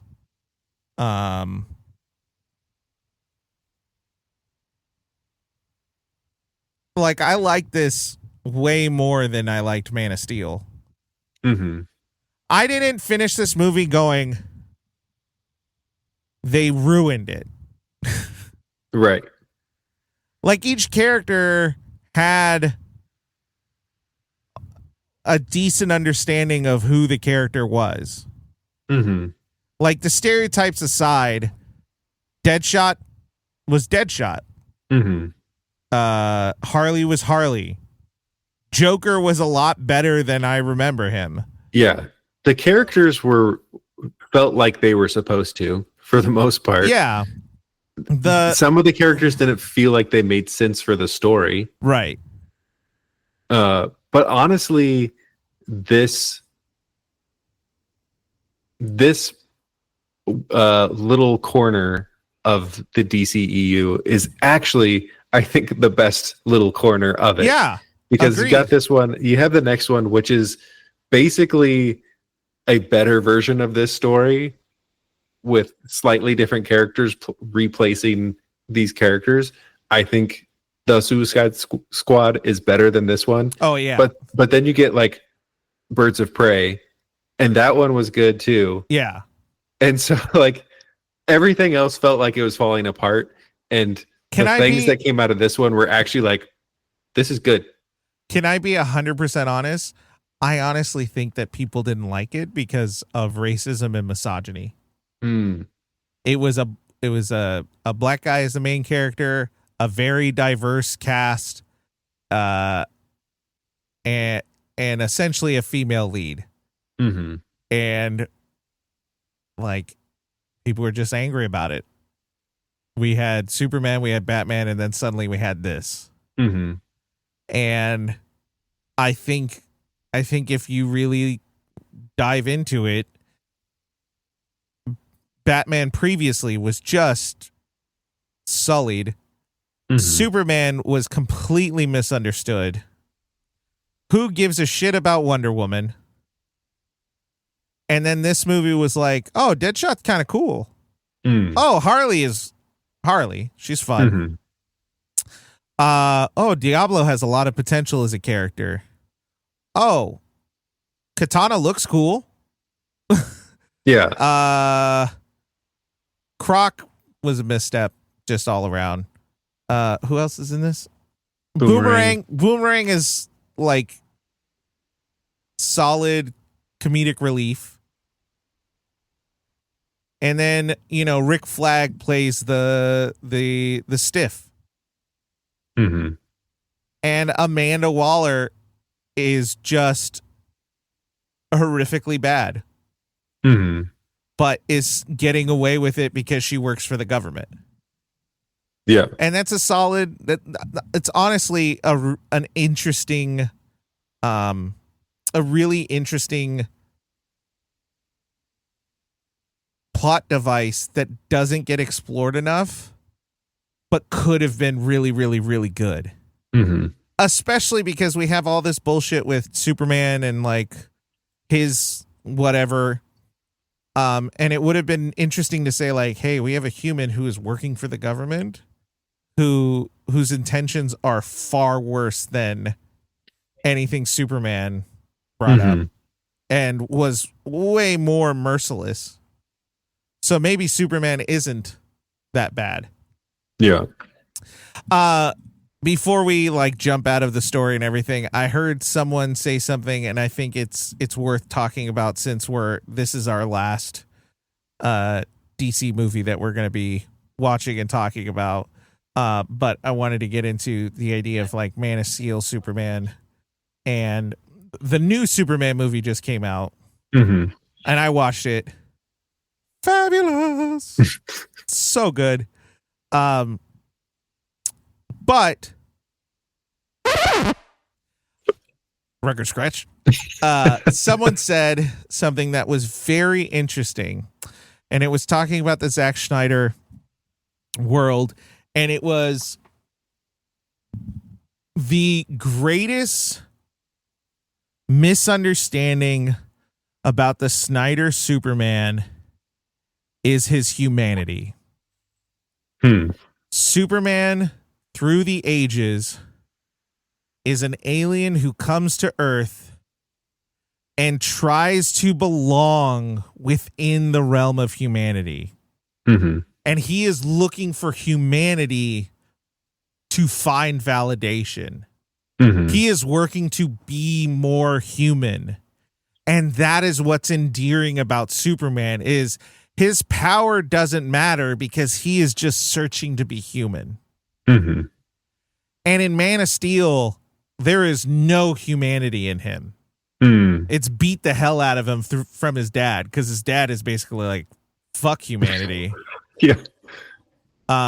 If it's not good for you, who cares? Like, that's the perspective. It's very, and then it's emphasized in Batman v Superman with Martha going, you don't owe them anything. It's like, what did you teach teach him? Like, you didn't teach him how to be human. You taught him how to look after himself, and that's it. So maybe all the actions of Man of Steel and Batman v Superman make sense in that realm, but it is not Superman. And so one of the things that is slightly in this movie, just like a hair, they don't pull the layers out to develop it, but it is there, it doesn't matter how villainous you are, you're still human. And that humanity is there. Deadshot cares about his daughter. That humanity is there. Harley still wants to have the, nuclear family. I don't know. Boomerang wants to have a weird stuffy that he can make love to. I don't know. We don't know about that guy. Yeah. Diablo is the most human of them all. Because he understands loss and he doesn't want to create it again. Here's an interesting thing about him. He is the only metahuman. Well, I mean, Killer Croc, but he is the metahuman And he is the most human of all. Yeah. And I think that's the point. Mm-hmm. That's what I mean. Like, it's there. Those themes are there. They're just not brought to the forefront. And if they would have brought those to the forefront, this could have been an ace of a story. Mm-hmm. And maybe they did, and it just got edited out. Yeah.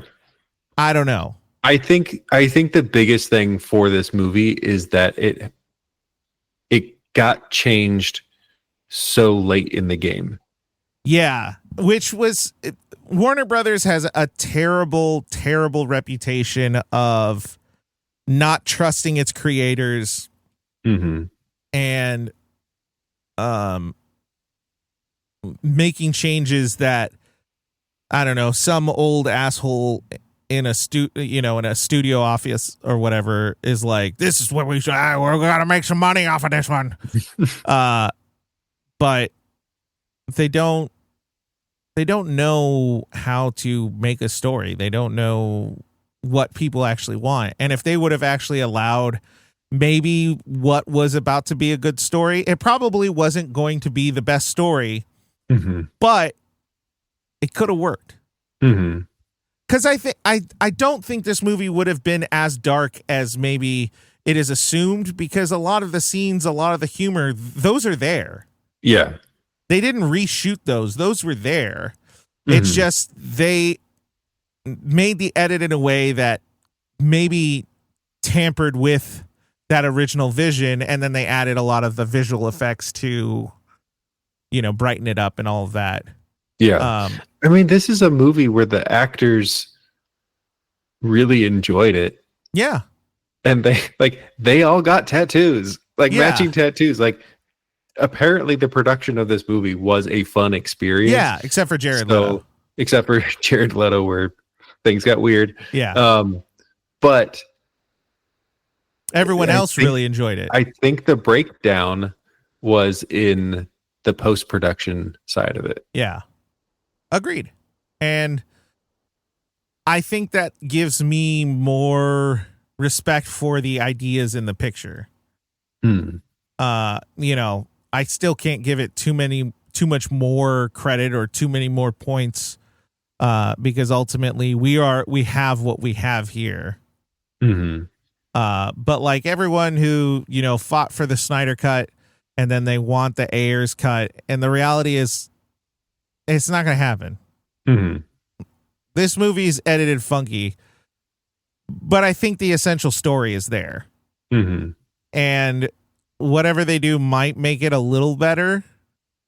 It might make it more, it might create a better flow, but ultimately we're still going to have kind of an inept villain and, lacking in that way, because those were there. Like, they didn't reshoot for that. So that is what it is. And like, they could have added a couple more things from Enchantress messing with the minds of the Suicide Squad that could have connected it all together. And I think that could have fixed a whole lot. And then just like editing changes. I'm curious to see what the original edit could have been, or what it was, the original edit. But studio heads are going to studio head, and you're going to have that problem. Yep. Any quotes? I don't know, man. There were a few fun quotes. I'm trying to see if there's a controversial quote. A lot of these aren't really like this. Oh, this one. Oh, because from the trailer. This one has 60 helpful and 9 unhelpful. And it just says, let's do something fun. But apparently it was just in the trailer. Otherwise,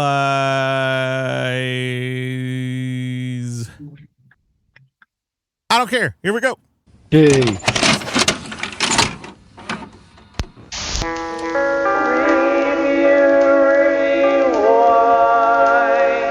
Now it's time for the review rewind. We look at a positive review, negative review. We see where we fall. Metacritic has this at 40. Rotten Tomatoes at 26. Rotten Tomato audience 58, and IMDb audience 5.9. Tristan, go ahead and read the positive. The USA Today gave it an 88. Compared to its ilk, Suicide Squad is an excellently quirky, proudly raised middle finger to the staid superhero movie establishment. I mean, kind of. Yeah. San Francisco Chronicle gave it a 0. Hold on. Let's see. Wow, a full 0. It's the kind of torment. No. Oh, nope, I don't like it. It's too low. It's the kind of torment you can wish on your worst enemy without feeling too guilty. Not something to inflict permanent damage. Just 2 hours of soul-sucking confusion and sensory torment. Soul-sickening. Oh, soul-sickening confusion and sensory torment. I don't think this person liked the fun colors. I don't think they liked it. I don't think they liked it at all. All right. So we gave Man of Steel a D+, Batman v Superman an F.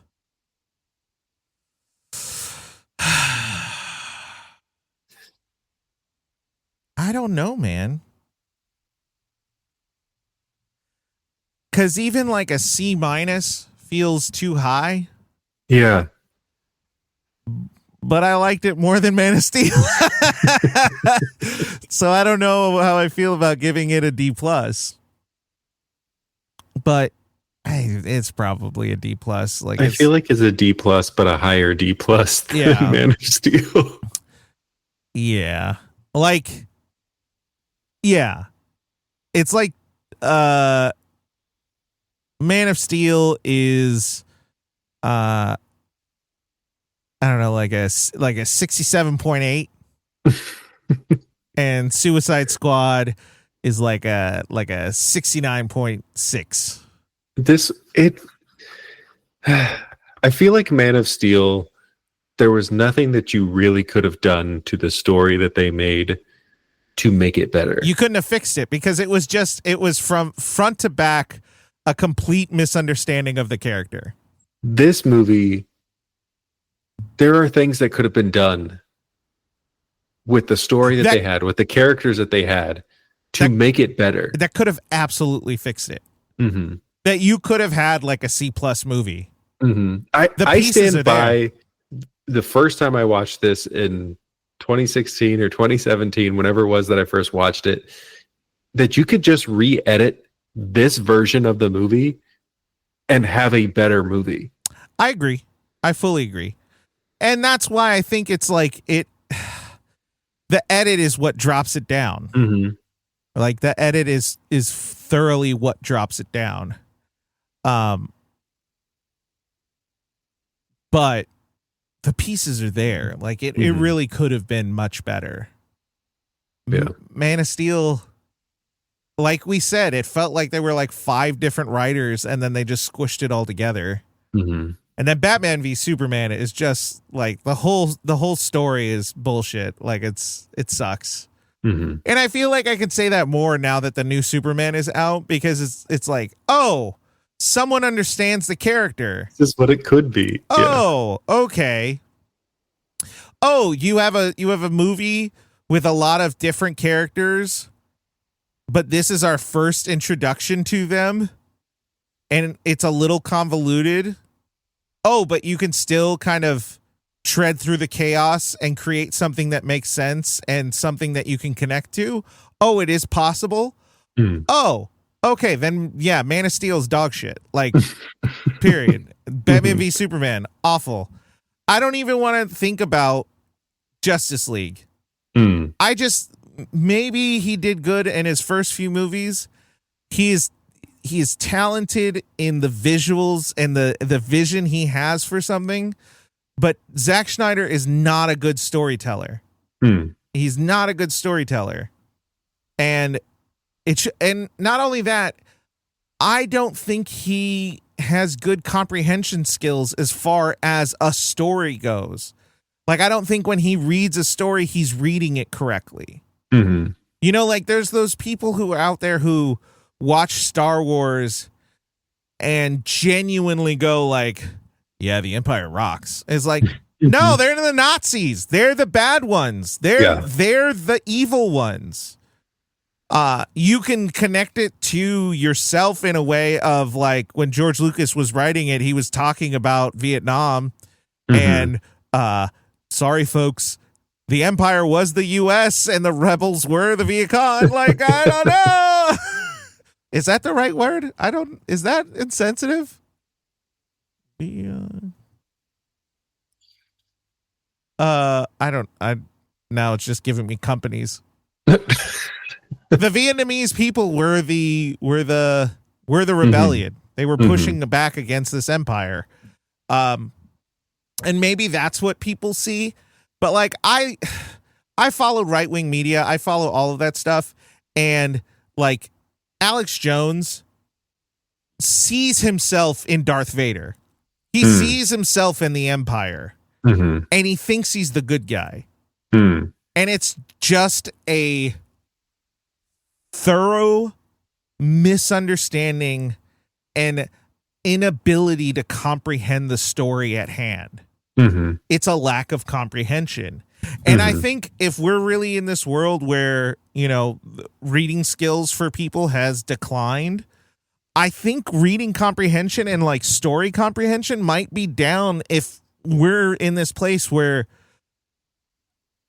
Man of Steel is seen like a good interpretation of the character. And from what I've seen, Zack Snyder does not understand the characters. Right.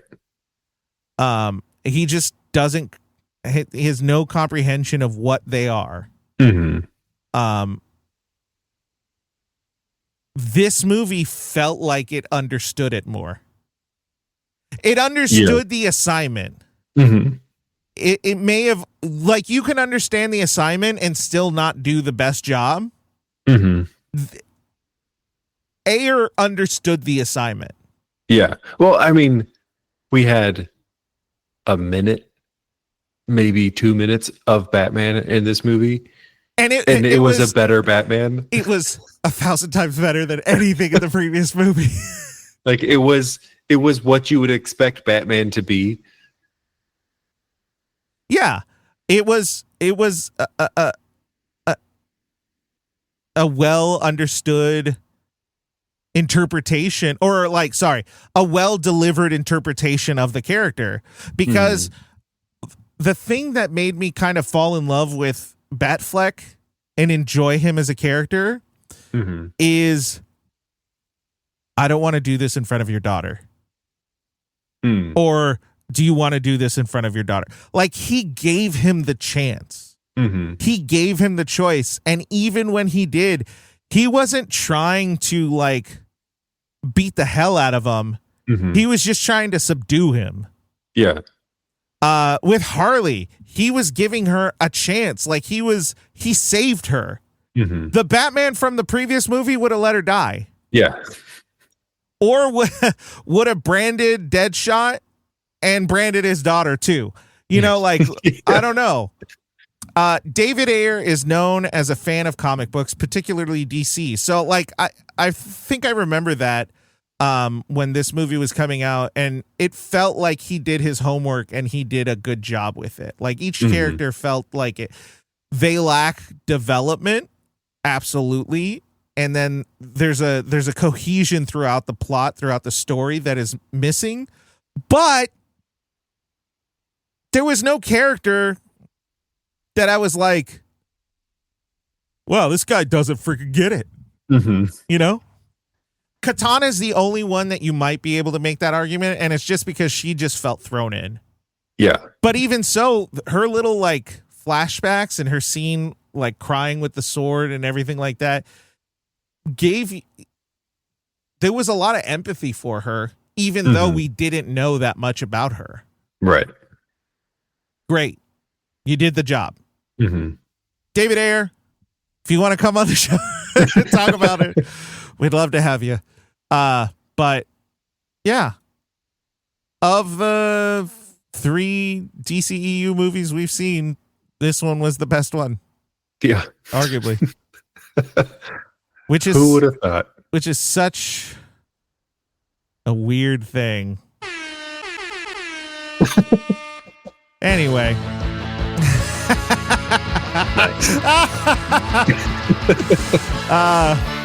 Thanks for listening. Hey Tristan, thanks for watching this movie. I enjoyed it. I hope you did in some way, shape, or form. Now I want to see what tattoo they got. Yeah, I think it was Squad or something. Oh, but like Squat, spelled like SK something. Well, we didn't get that tattoo, but you guys can remember. That was a terrible transition. I hate myself. Bad. Review those rewinds, and we'll see you next time. And maybe I'll come up with a better transition.